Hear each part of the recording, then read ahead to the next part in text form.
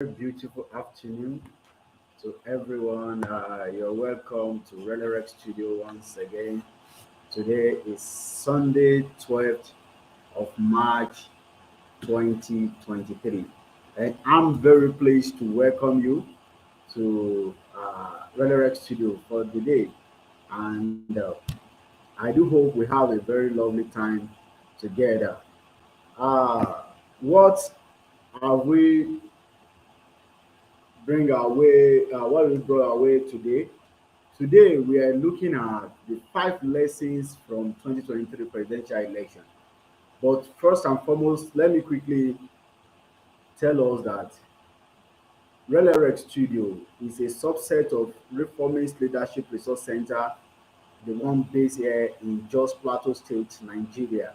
And our aims and objective is very clear. I, I, I quite believe that in the next 1 year, by the time we'll be seeing some academic projects that will be coming on board, I'm pretty sure there will be a whole lot to write about the election that just ended in Nigeria. As a place where we really uh, fancy the art of education very well, and a platform that is brought on board in order to educate people, most especially aspiring leaders and the leaders that are taking the nation over in soonest time.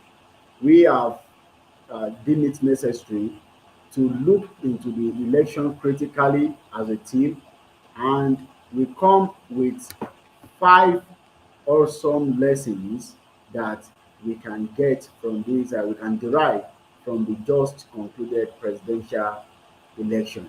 And this is what we believe this one will be a very great contribution to people in the academics. And by the time researches will be conducted on this very election, uh, part of what we are raising, we've been able to identify will be very instrumental in discussing this very beautiful election that we experienced in year 2023. So welcome once again, and I am Olalekan Solomon Ogunrinu, your regular host and anchor. This very Sunday, I decided to run a solo show. I will be running it alone. I'll be running it by myself. All the findings, I will be explaining it to us. So let's go. I believe I can see people are already joining us. Thank you for joining us this afternoon. Thank you, thank you. If you are there online, if you have anything to contribute on this very topic, please do well to use the chat box. Do well to use the chat box. The chat box is available. Please, we can put our comment to the chat box for us to be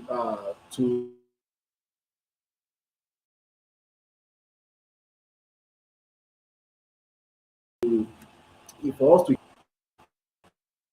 for everyone. Believe me that your voice will be heard through the platform.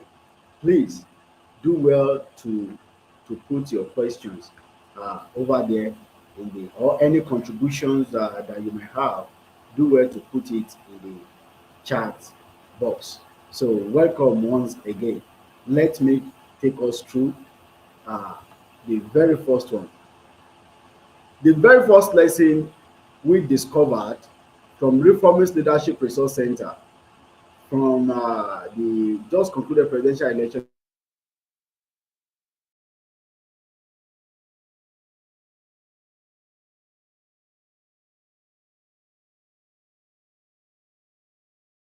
in 20.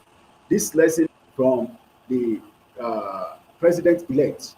This is derived from the president-elect and in person of Asiwaju Bola Ahmed Tinubu. How do we mean? During the course of the research, we discovered that since the president-elect Asiwaju Bola Ahmed Tinubu left government in 2007, he has vigorously invested in building people. I mean, building quality and qualitative people. The president-elect Asiwaju Bola Ahmed Tinubu has shown that he is a man who has capacity to work with anybody across geopolitical zone. We've seen him building field soldiers in the north, in the south, in the east, in the south, across the geopolitical zones of Nigeria. Now, how do we arrive at this?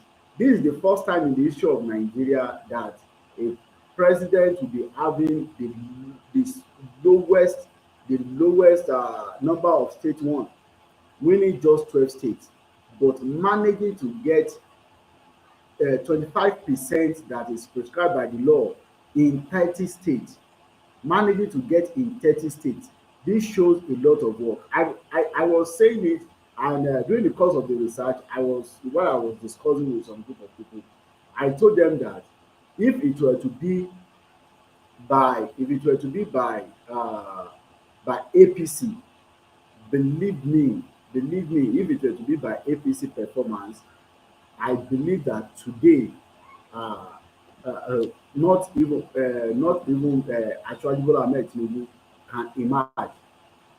But I think the work and the personality of Asiwaju Bola Ahmed Tinubu being able to work, being able to build people over the years across ethnic lineage, across geopolitical zone, has really worked out here, and that is what we really see paying out for him.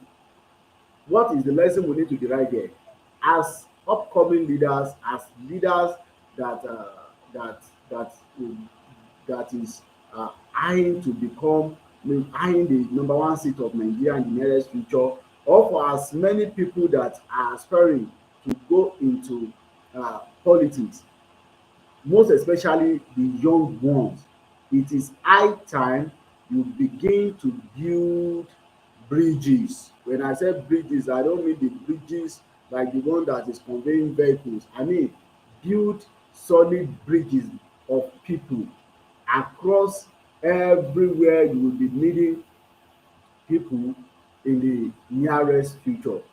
Right now, if you are having if you are dreaming of becoming a president in Nigeria, it is good for you, but at least take it as a work for the next 4 to 8 years, and begin to build solid people. The president-elect Asiwaju Ahmed Tinubu, we cannot take it away from him. He has built people. He built people. He doesn't know where you come from. It doesn't matter. I've read a lot about him from his followers, and I see that this is a man that has capacity to work with anybody. He has demonstrated it while he was in Lagos, bringing people of other ethnic groups into his administration. He has demonstrated this, and this has really paid out for him. Managing to get 25% in 30 states in Nigeria is something worthwhile, and this has only come by because he was able to build quality people over the years. I think this is a great lesson, and I personally pen it as the number one lesson that we need to learn from this election. Please do well to use the chat box and let us have your opinion on the topic for the day. The lesson number two that we discovered from Reformist Leadership Resource Center is that leaders must learn the act of conflict resolution. This lesson is derived from the journey of Mr. Atiku Abubakar. This is a lesson derived from Alhaji Atiku Abubakar. Now, how do we get to know this? The PDP had a very great chance to win the election that was just concluded. The political calculation of the PDP to move towards the north again was a right political calculation. In fact, it's the same calculation that made Asiwaju Bola Ahmed Tinubu to opt for a Muslim northerner. If you understand political calculation, you really get what you mean. But PDP Atiku were unable to manage the differences and the dissenting voices that arose as a result of that. The man who happened to be the leader and the presidential candidate of the election, Atiku Abubakar, had every opportunity to reconcile the G5. Let's look at how the G5 later went, the state of the G5. Imagine the state of the G5 fives go in favor of PDP.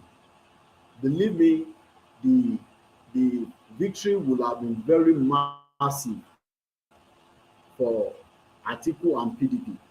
It would have been a very massive one for them, but they were unable, or in particular, the man who said he wants to unify Nigeria was unable to unify his political party, which is just a miniature of the society in Nigeria. As upcoming leaders, what is the lesson we derive from this? If we will partake at the national stage, if we really want to make impact at the national stage, we must learn how to resolve conflict. We must learn how to resolve conflict. This poor management of conflict resolution cost Atiku Abubakar, who happened to be maybe we can say the most experienced on the ballot. He has been in the game of contesting since 1992, the Third Republic, since 1992, and he has always appeared on the ballot year in, year out. And yet, for him, what seems like the very last opportunity for him, like seemingly the very last shot for him as Nigeria presidency, he lost it because he was unable to manage dissenting voices. He was unable to manage dissenting voices. Believe me, I believe strongly, and for us at Reformist Response Center, Leadership Center, we believe that that very event that led to the departure of the G5 governors could have been handled in a very more in a very good manner that will have lead to conflict to success for that party. I think if there is any takeaway we need to learn from this very particular uh, issue, we must learn how to resolve conflict and allow internal democracy to strive. We must allow internal democracy to strive. Immediately after the primary, the president-elect proceeded on visitation to all the aspirants that contested with him at the primary and lost, and was able to bring them on board. But what happened to PDP Atiku? This this was not done. And with all the effort and everything, politics is all about negotiation. If he has been a good negotiator and he really accepts the views of the others sincerely, that very particular issues won't have went in the direction we later see it going. So this is a very big lesson. This is a very big lesson, and I want to this moment advise as many people that are watching me at this very time, or that will still be watching this broadcast. If you are aspiring to come to the center stage in the nearest future, or you're already there, please learn to seriously resolve conflict internally before it backfire.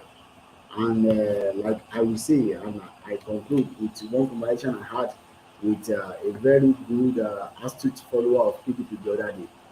In this election, Atiku with this stand as the biggest loser of the presidential election 2023 because he had all the chances. But it's not, well, maybe to be calmer, I wouldn't know, but we will recall that in 2015, it was the same Atiku who led some northern governors out of PDP that actually uh, brought about the fall of Goodluck Ebele Jonathan. So can we say it is nemesis? I wouldn't know, but at least if he was able to manage the conflict in a very better way, sincerely, they would have smiled home with victory today. This is a lesson for every political class to learn. Moving forward, having talked about the two other candidates, we are moving to the third lesson that we have discovered and derived from this 2023 general election. And is the lesson is from the man I term as the hero of 2023 presidential election in person of Peter Obi. The simple lesson taught us that people's structure might soon overtake the political structure. I could recall at the beginning of the obedience movement, we had all sorts of funny statement that it's just two people inside a single room using different names to tweet and retweet. But fast forward to 8 months later, we saw two people inside one room tweeting and retweeting, producing over 6 million whopping votes. 6 million whopping votes just from two people tweeting inside the room. How would that be possible? Mr. Peter Obi is the least prepared out of all the candidates, all the leading candidates, pardon me. He came to the contest 8 months to the general election. Just 8 months to the general election, he came into the race. And don't forget, we have somebody, we have somebody who has been planning for this ever since 2007 when he left government. He has been building structure. That was the first lesson we derived.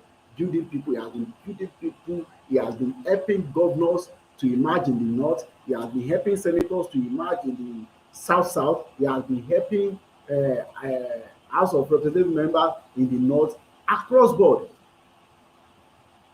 We have somebody who is the most experienced, who has been in this game since 1992, and yet somebody who came into the game who has no structure, political structure.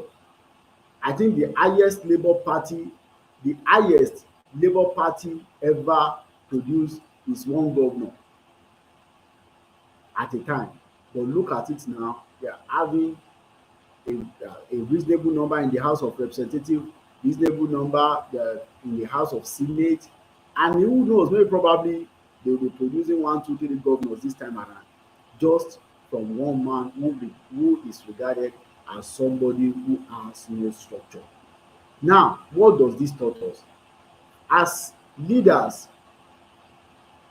it taught us that as time goes on, we might come to a certain stage where political structure, the political party, uh, how they normally have it, might not really work again if people continue in this. This is the first shot Nigeria will be having in a time like this. And if Nigeria will be able to give it the second shot, the third shot, believe me, I see political structure crashing. We've seen in states that have been held by some political heavyweights for years, for decades, multiple decades. We saw it slipping out of their hand in broad daylight. And this great lesson, we've been able to take it away from the obedient movement. People's structure might soon overtake the political structure. By the time people fully recognize that the power lies with them and not with any political party, believe me, that very time we are going to really understand more about this very point. So it's a very big one and a very big takeaway from the hero of 2023 political presidential election. I've seen him going around after the election, and I'm still seeing massive people trooping out, trooping out to welcome him, trooping out to show love, and I was wow, wow, indeed, this might a revolution is possible even without a God. This is the simple truth. A revolution is possible without a God. The people's revolution, and Nigeria should watch out for it. Thank you for showing love to us. My very good friend, Engineer Victor from Lagos, he says this shows that Atiku, he didn't learn his lesson. All right, he has not learned his lesson. We have another person who say what goes around comes around. I think talking, you don't build a business, you build people, then people build the business. Wow. This is, I think this will be in response to the first point, building people pays. One of the great lessons we derived from Asiwaju Bola Ahmed Tinubu. Sincerely, he has really built people. He has really built people. And the people now, in turn, have effectively delivered into him. Moving forward, what other lesson can we derive from the 2023 presidential election? And this time around, this lesson is taken from INEC, and this is a lesson for our public institution holders and those that are going to occupy it in the nearest future. Public institutions need to learn effective communication in managing public expectation. This lesson is derived from INEC. How do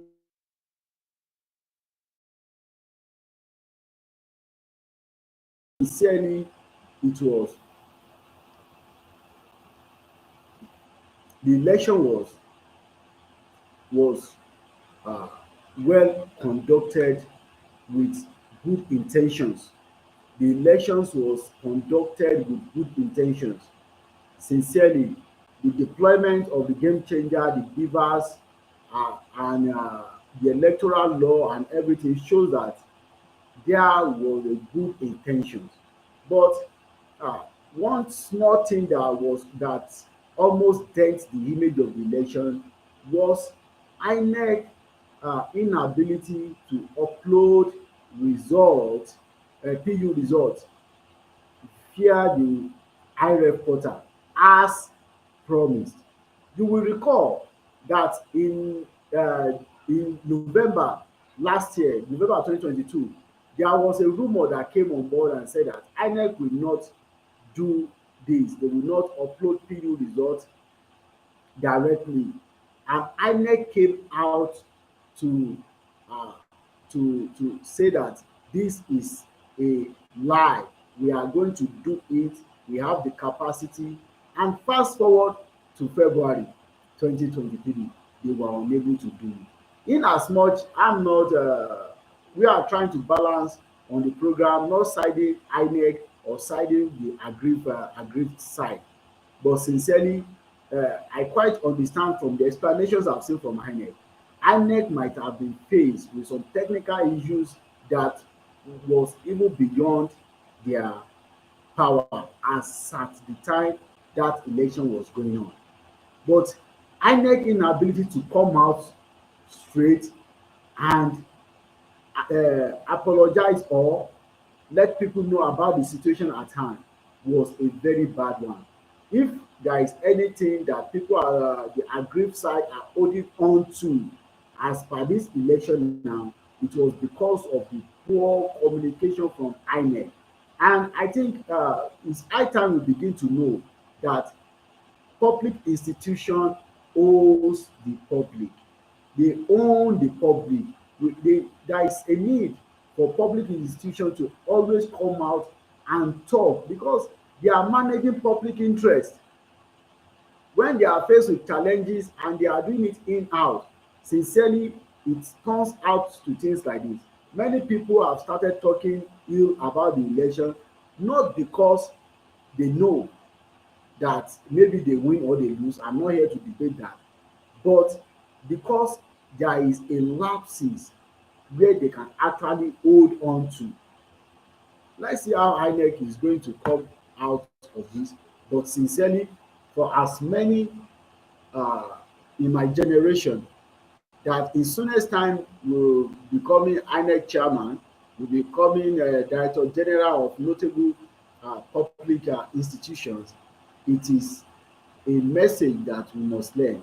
No matter what, people should not be put in darkness. Let us always learn the art of communicating whatsoever the challenges are to people as at when due. This will show that we really have the people in mind. And any should anything go uh, wrong, or should there be any stone thrown at this election, INEC is really responsible for it. INEC is really responsible for it. And lastly, as I conclude this broadcast and what I term as an educative uh, broadcast for the week, an end to vote buying and selling is possible. We have derived this lesson from the Patriotic Nigerians, from where we covered and from reports that we have reviewed. We've seen people voting massively and protecting the vote even without collecting one naira. Now, let's think about it. Vote buying might have been in Nigeria politics before, but it wasn't as loud as we had it in the last two cycle of election. Not as bad as that. And it's a very good thing to know that I can tell you for free that those that voted on the side of the revolutionary movement called obedient have interact with many of them. In fact, many of them are even using their own personal money to run adverts, to do this, to do that. And gone are those days that when people are not paid, in as much, I'm not saying that there wasn't vote buying in this concluded election. At least we also had report of some foreign political party collecting names and account numbers of voters, and the voters that actually sell their vote on credit, you know. But the whooping sum of people who voted without selling their vote is a reasonable number that we must commend. And if this momentum is sustained, yes, we can eradicate it. As much as we are having more patriotic Nigerians, we can eradicate this menace that has engulfed the polity of our electionary period. Vote buying and selling, an end can surely come to it. And this election have really shown us that it is very possible. It is very possible.